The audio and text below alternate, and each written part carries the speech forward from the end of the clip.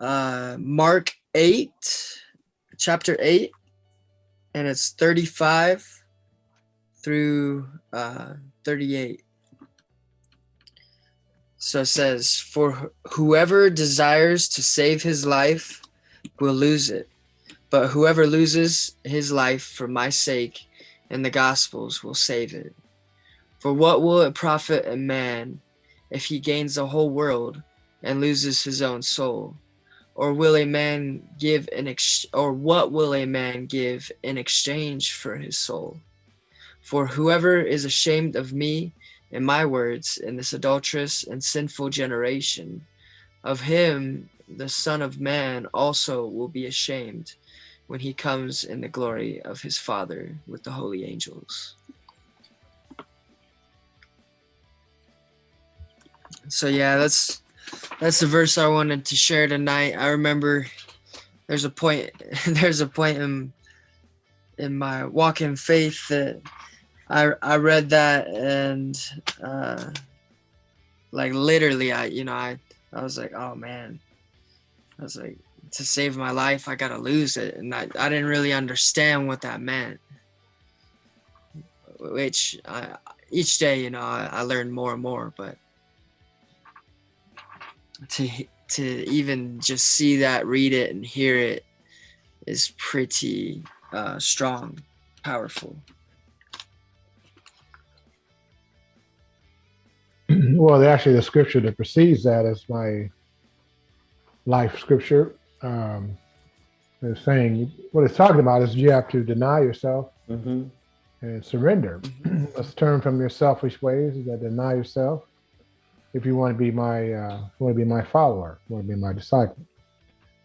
So in essence, you are giving up your life to save it. Because people want to hold on to their life and to their things,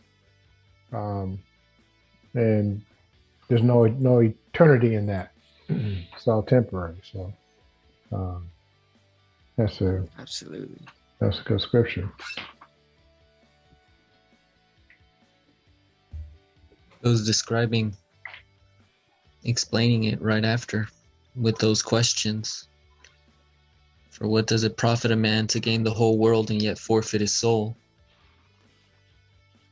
It explains in Ecclesiastes that all that is meaningless. And your brother Rudy just talked about being a man and acting like a man. And here Jesus is telling you to deny yourself. So this is what men do. You think of men in the world, they're not going to deny themselves. They're out for pleasure. You know what? Fridays are my days. I'm going to go drinking. Sundays I'm going to watch football. I'm going to drink. I'm going to do this. It's I deserve that. I get this. It's I. But a man of God is the total opposite. He denies himself. He puts his wife first. Because he loves her like Christ loved the church. You see, Christ didn't put the church aside. When it was time for him to go get crucified, he didn't say, you know what? I think I'm going to go serve my ministry a little longer. There's Romans out there that need saving. There's a whole bunch of other people that need saving. Let me go take care of them first before I go die on the cross. The church can wait. You know what? The church knows I'm coming. I'll die for them eventually. But the church can wait. Because that's what a lot of men do. They put their wives second place, thinking that they're men because they're serving the church or they're serving their ministry. And no, here the Bible's telling you to die to yourself. And when you die, you die. Only Christ brings you to life, and that's being born again. A brand new person. If any man be in Christ, he's a new creation. And now your ways are totally different. Now they're his ways. Like Rudy explained, chapter 13, the love chapter. Now we no longer love with interest. Now our love is sincere. We're patient, we're kind, and that's being a man. So these two tie in together really, really well. We're not ashamed of Jesus. That's what a man of God is, not ashamed of Jesus. Because you think of you think of manhood in your head, and you think, I grew up around, when Mike Tyson was a heavyweight champion. If you think about a man, that's a man right there. But would he pray for his food? Do you think he prays with his wife every night? Probably not, you see? But men of God do. Men of God will bow their head to pray for their food, no matter where they're at, because they're not ashamed of Jesus. That's what men of God do. Men pray with their wives, pray with their children. Men teach their children God's ways. You know, we can take a man right now and they put all their efforts into teaching their children baseball or football or any type of sport. I mean, they're 3-4 times a week just training these little guys day in and day out.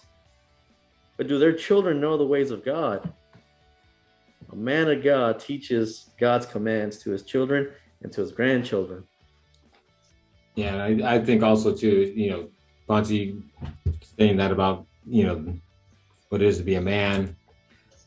Daryl's talking about denying ourselves. And also it talks about in Galatians 2:20, it says,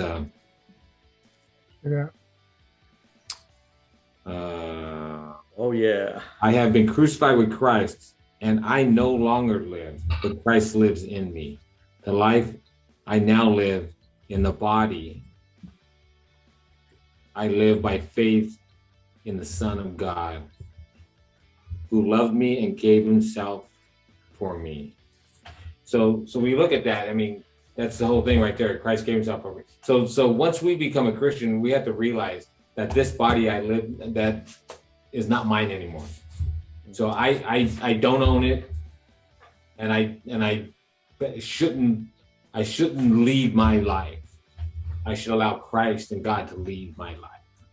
So that's denying yourself, that's becoming a man of God, and that's being obedient to Christ and God. So yeah. What do you got? Well, go ahead, Darryl. No, I was going to say the parallel scripture, and it's in Matthew, and it says, that one says, pick up the cross daily. Yeah. So deny yourself every day. Every day, yep. Every day, not just once in a while, but it's a daily denying to yourself. Yeah, it's a daily crucifixion. Yeah. Mm-hmm.